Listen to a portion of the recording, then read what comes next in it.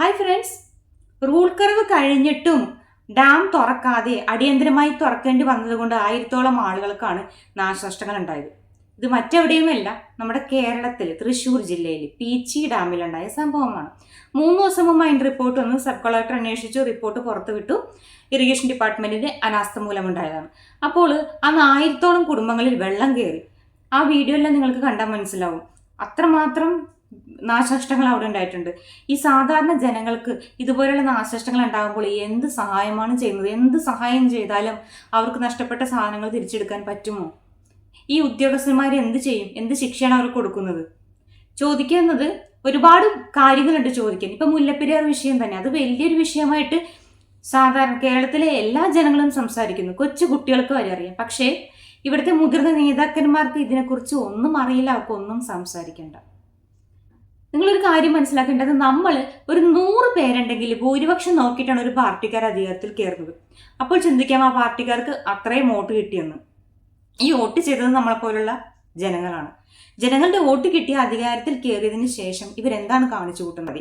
കാരണം ഇപ്പോൾ ഞാനിങ്ങനെ വീഡിയോ ഇടുമ്പോൾ പല ആൾക്കാരും പറഞ്ഞിട്ടോ, പിണറായി ആയതുകൊണ്ട് പിണറായിയുടെ മുതുകത്ത് കയറാൻ വേണ്ടിയല്ല ഇങ്ങനെ വീഡിയോ ഇടുന്നത്, 10 വർഷമല്ലേ ആയിട്ടുള്ളൂ എന്ന്. ഓക്കെ, അപ്പോൾ പറയുന്നത് ഇതിന് മുമ്പ് ഭരിച്ചിരുന്ന ആൾക്കാരൊന്നും. ഓക്കെ, ഇതിന് മുമ്പ് ഭരിച്ചിരുന്ന ആൾക്കാർ ചെയ്തില്ല. അപ്പം അന്ന് പറഞ്ഞിട്ട് അടുത്ത ഭരിക്കാൻ കയറുന്ന ആൾക്കാരും ചെയ്യാൻ പാടില്ല എന്നാണോ?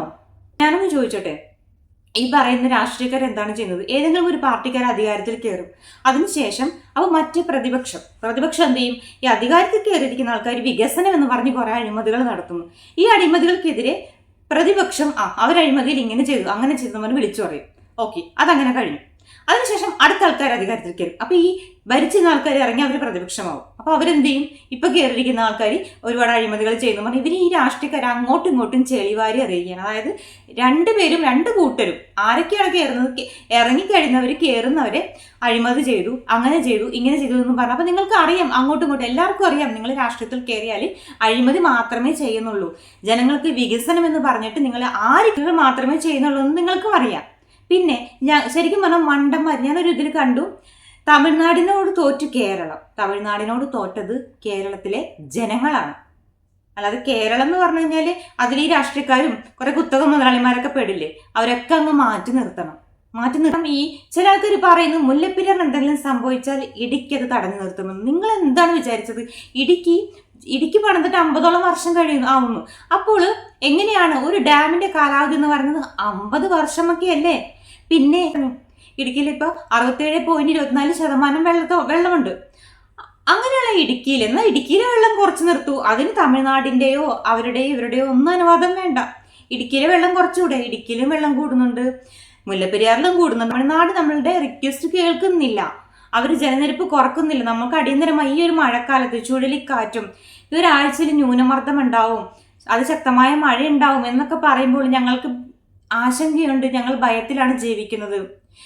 ഒരുപാട് പേര് പേടിച്ചിട്ടാണ് ഓരോ മഴയും രാത്രി പെയ്യുമ്പോൾ പേടിച്ചാണ് കിടന്നുറങ്ങുന്നത്. അതെങ്കിലും കണക്കിലെടുത്തിട്ട് നിങ്ങളേക്ക് ഞങ്ങൾ അധികാരത്തിൽ കയറ്റിയിരിക്കുന്നത് ജനങ്ങളുടെ ജീവനും സ്വത്തിനും സുരക്ഷിതത്വം നൽകാനാണ്. അല്ലാതെ അങ്ങോട്ടും ഇങ്ങോട്ടും ആരാണ് അഴിമതി ചെയ്ത്? നിങ്ങൾ എല്ലാവരും അഴിമതി ചെയ്യുന്നുണ്ട്, എല്ലാ രാഷ്ട്രീയക്കാരും അഴിമതി ചെയ്യുന്നുണ്ട്.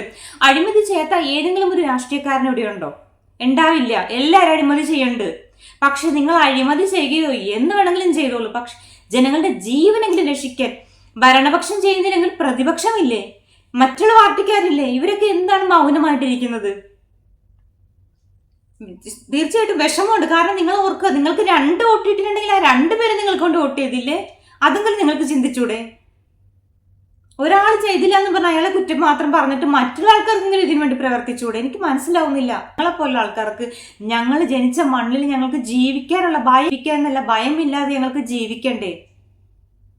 ഇടുക്കിയിൽ ഇപ്പോൾ 67.24% വെള്ളമുണ്ട്. ഇത്രയും വെള്ളം വെച്ചിട്ട് മുല്ലപ്പെരിയാർ ഓവർഫ്ലോ ആയി അല്ലെങ്കിൽ എന്തെങ്കിലും ഒരു പ്രശ്നം വന്നാൽ, വരാതിരിക്കട്ടെ എന്ന് പ്രാർത്ഥിക്കാനേ പറ്റുള്ളൂ, വേറെ ഒന്നും പറ്റില്ല.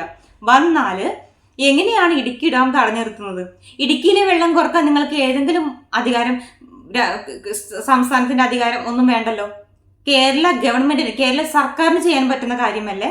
അല്ലെങ്കിൽ പീച്ചി ഡാമിലെ ഇറിഗേഷൻ ഡിപ്പാർട്ട്മെന്റിന്റെ അനാസ്ഥ മൂലം പെട്ടെന്ന് തുറക്കേണ്ടി വന്നതുപോലെ നിങ്ങൾ ഇതും തുറക്കാൻ വേണ്ടിയിരിക്കുകയാണോ? പ്രവാസികളെ നിങ്ങളോട് ഞാൻ പറയുകയാണ്, എന്തെങ്കിലും സംഭവിച്ചാൽ കേരളത്തിന് എന്തെങ്കിലും സംഭവിച്ചാൽ ഒരു രൂപ പിരിവ് ആരും കൊടുക്കരുത്. അതിപ്പോ ഏത് പാർട്ടിക്കാർ വന്ന് ചോദിച്ചാലും റീബിൽഡ് കേരള എന്നൊക്കെ പറഞ്ഞു വരും. നാണമില്ലാത്ത രാഷ്ട്രീയക്കാർ വരും. അങ്ങനെ വന്നാല് ദയവ് ചെയ്ത് ഒരു രൂപ നിങ്ങൾ കൊടുക്കരുത്. ആരെങ്കിലും ജീവനോടെ എവിടെയെങ്കിലും ഉണ്ടെങ്കിൽ നിങ്ങൾ അവരെ നേരിട്ട് സഹായിക്കണം. ഇതൊരു അപേക്ഷയാണ്. കൊടുക്കരുത്. കൊടുത്താൽ കിട്ടില്ല, വേണ്ടപ്പെട്ട കൈകളിൽ എത്തില്ല. അതിൽ യാതൊരു സംശയവുമില്ല. അതിപ്പോ ഏത് പാർട്ടിക്കാർ എല്ലാവരും ഇറങ്ങും. ഇപ്പൊ ഭരണപക്ഷമായിക്കോട്ടെ, പ്രതിപക്ഷമായിക്കോട്ടെ, മറ്റു പാർട്ടികളായിക്കോട്ടെ, എല്ലാവരും അങ്ങനെ ഒരു ആപത്ത് നടന്നാൽ എല്ലാവരും പണപ്പിരിവിന് ഒരുപാട് സംഘടനകൾ ഇറങ്ങും. ഇപ്പൊ ആർക്കും ഇറങ്ങണ്ട. എല്ലാവരും ഇങ്ങനെ നോക്കുത്തികളെ പോലെ ഇരിക്കുകയാണ്. പറയുന്ന ആൾക്കാർ ഏതെങ്കിലും ഒരു നേതാവ് വീടിന്ന് കാണുന്നുണ്ടെങ്കിൽ കുറച്ചെങ്കിലും മനസാക്ഷി ജനങ്ങളോടുണ്ടെങ്കിൽ നിങ്ങൾ വന്ന് വീടാന്തരം കയറി വോട്ട് ചോദിക്കുമ്പോൾ എത്ര വെറുപ്പുണ്ടെങ്കിലും നിങ്ങളോട് ചിലപ്പോൾ എന്തെങ്കിലുമൊക്കെ പറയുമായിരിക്കും. എന്നാലും മഴയായിക്കോട്ടെ വെയിലായിക്കോട്ടെ നിങ്ങൾക്ക് വേണ്ടി വന്ന് വോട്ട് ചെയ്യുന്ന ജനങ്ങളല്ലേ. അപ്പൊ അവരില്ലെങ്കിൽ പിന്നെ എന്ത് കേരളമാണ്? ദൈവത്തിന്റെ സ്വന്തം നാട് എന്ന് പറയുമ്പോൾ ദൈവത്തിന്റെ സ്വന്തം നാട്ടിലെ ജനങ്ങളാണ് അവരുടെ ജീവന് വേണ്ടി കേണപേക്ഷിക്കുന്നത്. മുല്ലപ്പെരിയാർ മാത്രമല്ലല്ലോ, നിങ്ങൾക്ക് ഇടുക്കിയിലെങ്കിലും വെള്ളം കുറച്ച് നിർത്തിക്കൂടെ? അങ്ങനെ ഒരു ദുരന്തം വന്നാൽ പോലും അതിനെ അതിജീവിക്കാൻ പറ്റും. വലിയൊരു വൻ നാശം ഉണ്ടാവാതെ ഇടുക്കിക്ക് തടയാൻ പറ്റുമെങ്കിൽ എന്തുകൊണ്ട് അത് ചെയ്യുന്നില്ല? അതുപോലെ ഈ ജലനിരപ്പ് കുറയ്ക്കാനായിട്ട് നിങ്ങൾക്ക് തമിഴ്നാടിനെ ഡീകമ്മീഷൻ എന്ന് പറഞ്ഞ ചില ആൾക്കാർ അപ്പോൾ ഒറ്റ നിമിഷം കൊണ്ട് ഡാം ഇടിച്ച് തകർത്ത് പൊട്ടിച്ച് കളയാന്നാണ് ചില ആൾക്കാർ വിചാരിച്ചിരിക്കുന്നത് തോന്നുന്നു. അങ്ങനെയല്ലല്ലോ. ജലനിരപ്പ് ക്രമാതീതമായി കുറയ്ക്കുക ഇതല്ലേ ഞങ്ങൾ പറഞ്ഞുകൊണ്ടിരിക്കുന്നത്. അറ്റ്ലീസ്റ്റ് മഴക്കാലത്തെങ്കിലും ആ ഒരു ജലനിരപ്പ് കുറച്ചുകൂടെ? ഇതൊക്കെ ഒരു അപേക്ഷയാണ്.